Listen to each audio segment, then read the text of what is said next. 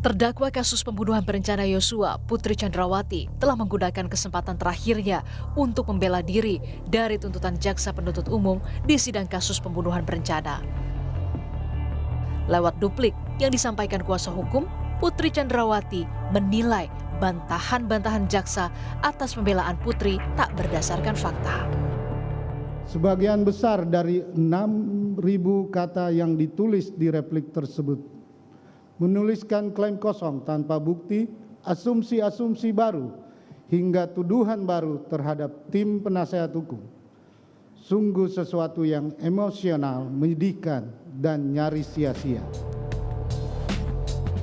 Anggapan kuasa hukum Putri ini seolah menjawab serangan jaksa di pekan sebelumnya soal keinginan kuasa hukum mengungkap motif di balik pembunuhan berencana Yosua.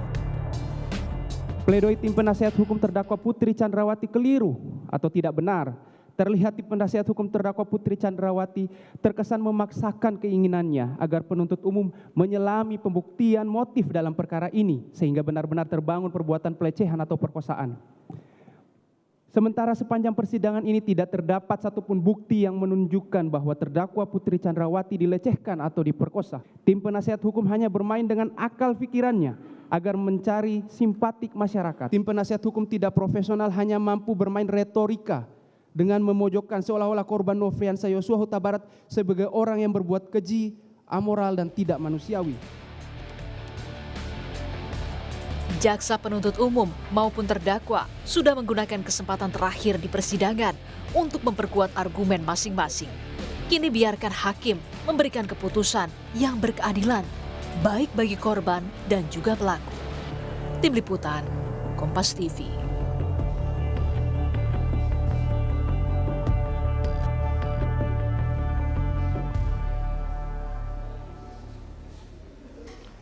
Bagaimana jalannya sidang pembacaan duplik atau pembelaan terakhir kasus pembunuhan berencana Yosua untuk terdakwa Richard Eliezer? Akan kita tanyakan pada jurnalis Kompas TV, Jonah Hamonangan. Selamat sore, Jonah.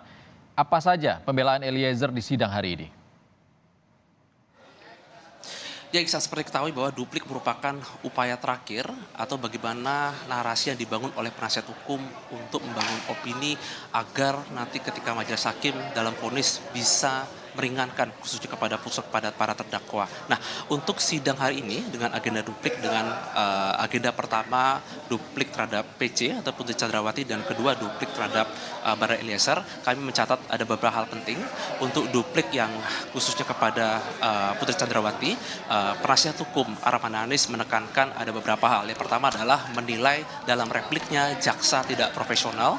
Bahkan tadi sempat ditekankan bahwa dalam replik yang dibawakan dalam buku ini hanya berisi omong kosong belakang, bahkan tidak ada isinya. Dan ketiga adalah penasihat hukum menganggap bahwa asumsi yang dibangun oleh JPU khususnya dalam replik ini hanya seperti asumsi atau dalam arti adalah tidak ada kaitan hukum atau nilai hukumnya, dan inilah menjadi catatan penting dalam duplik yang dibacakan oleh penasihat hukum. Sedangkan untuk duplik khususnya kepada Barada Eliezer, tadi kuasa hukum Lolita Lepesi menekankan dua hal, yaitu adalah meminta majelis hukum menolak replik dan meminta agar majelis hukum mengabulkan dari nota pledoi atau nota dari pembelaan, sehingga memang ini menjadi upaya terakhir atau bisa dikatakan sebagai pertempuran terakhir untuk bisa memenangkan hati dan pikiran majelis hakim agar bisa ketika nanti vonis dijatuhkan bisa meringankan. Seperti ketahui bahwa PC 8 tahun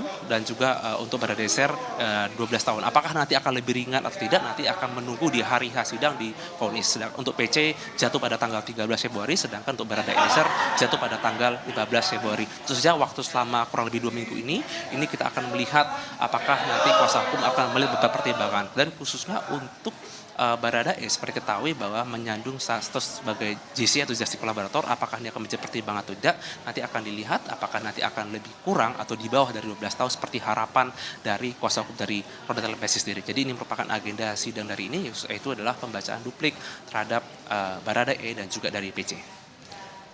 Iksan.